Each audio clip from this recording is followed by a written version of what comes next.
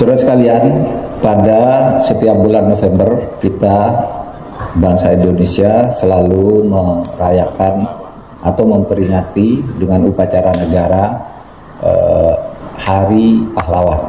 Itu 10 November. Minimal ada 2 acara yang kenegaraan di situ. Satu, renungan suci di Taman Makam Pahlawan persis pada 10 November. Lalu pada hari di sekitar 10 November itu ada penganugerahan gelar pahlawan nasional. Nah, hari ini tadi Presiden bersama Dewan Gelar dan Tanda-tanda Kehormatan yang diketuai oleh Menko Polhukam memutuskan memberi gelar pahlawan nasional kepada putra-putra terbaik bangsa yang telah wafat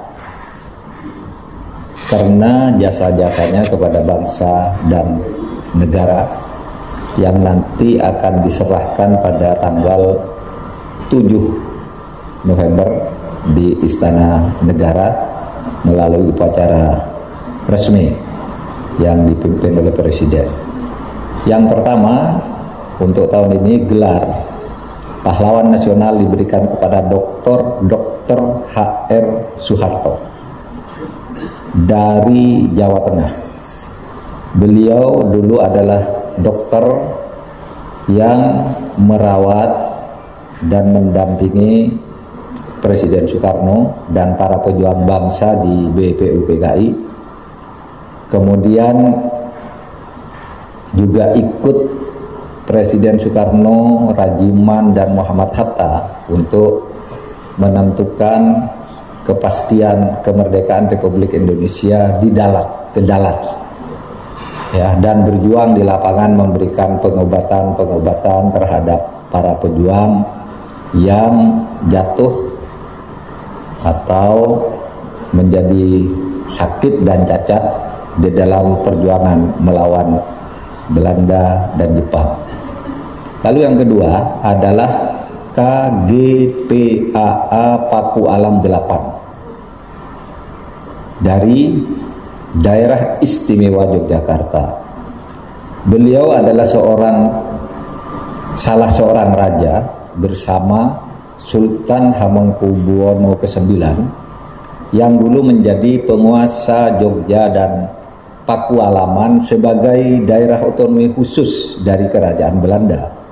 Sehingga sebenarnya ketika Indonesia merdeka pada tanggal 17 Agustus itu sebenarnya DIY dan Pakualaman dan Yogyakarta itu tidak termasuk di dalamnya karena dia bukan bagian yang dikelola secara administratif oleh Hindia Belanda, melainkan langsung mendapat otonomi dari Kerajaan Belanda.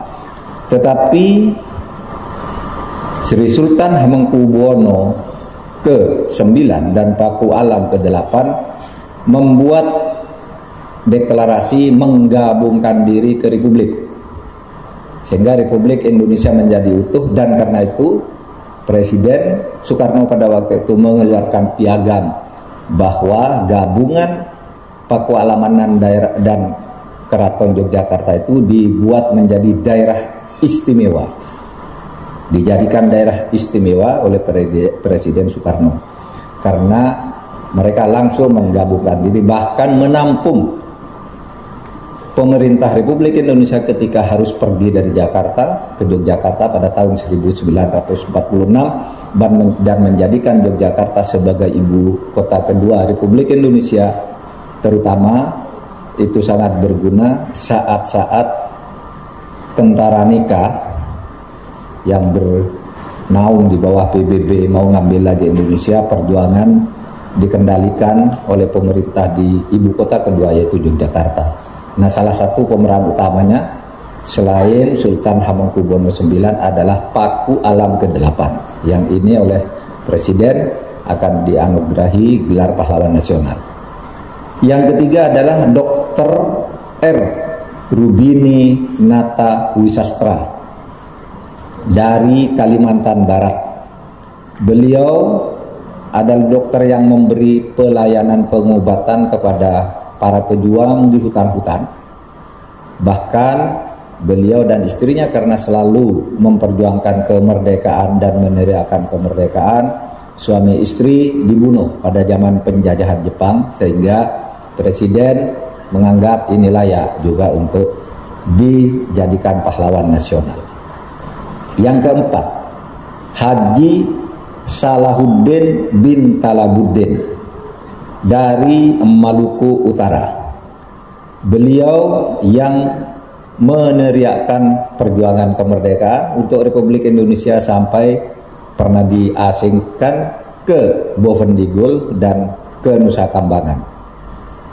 Dan Presiden juga menganggap bahwa di Maluku Utara ada seorang lagi yang pantas diberi gelar pahlawan, yaitu Haji Salahuddin bin Talabuddin tersebut. Yang kelima adalah Kiai Haji Ahmad Sanusi dari Sukabumi, Jawa Barat. Beliau adalah anggota Badan Penyelidik Usaha-Usaha Persiapan Kemerdekaan (BPUPK), seangkatan dengan Bung Karno, Bung Hatta, Kiai Wahid Hasyim, Kiai Kahar Muzakir, Ki Bagus Hadi Kusumo, yang semuanya sudah jadi pahlawan nasional. Ini Kiai Ahmad Sanusi dari Jawa Barat ini aktif juga ikut merumuskan dasar negara kita, dasar negara Pancasila. Beliau termasuk salah seorang yang mendorong kompromi dibentuknya negara di mana negara itu tidak menjadi negara agama, tetapi juga bukan negara sekuler, melainkan negara kebangsaan yang berketuhanan, dan itu nama ideologinya adalah Pancasila. Beliau ikut mendorong tentu bersama tokoh-tokoh utama lainnya seperti Bung Karno, Bung Hatta, dan yang lain-lain. Itulah Kiai Haji Ahmad Sanusi, dan beliau sekarang mempunyai warisan pesantren di Sukabumi. Beliau dulu adalah pendiri dan pimpinan Persatuan Umat Islam di saat-saat menjelang kemerdekaan. Nah, saudara, waktu penyerahan nanti akan disampaikan oleh Presiden di Istana Negara pada tanggal 7 November. Karena kalau tahun lalu dilaksanakan persis pada Hari Pahlawan, sesudah dari Kalibata, upacara biasanya lalu ke Istana Negara mengumpulkan keluarga-keluarga dan Pemda yang bersangkutan. Tapi kali ini Presiden mengambil 7 November seperti dulu juga yang dilakukan pada 2018. Karena apa? Karena Presiden tanggal 10 November itu akan hadir ke KTT ASEAN di Kamboja. Presiden harus hadir karena Presiden akan menerima tongkat keketuaan secara bergilir ASEAN itu, dan tanggal 8 November sudah berangkat, sehingga nanti tanggal 7 November itulah penyerahannya. Diharapkan kepada seluruh masyarakat yang daerah-daerahnya tadi sudah ditetapkan mempunyai pahlawan nasional yang baru, supaya menyambutnya dengan penuh kegembiraan, syukuran kalau perlu, ada acara-acara adat kalau perlu, yang nanti puncaknya tanggal 7 November, baik Pemdanya maupun keluarganya nanti secara terbatas akan diundang ke istana untuk menyaksikan penganugerahan ini. Sekian.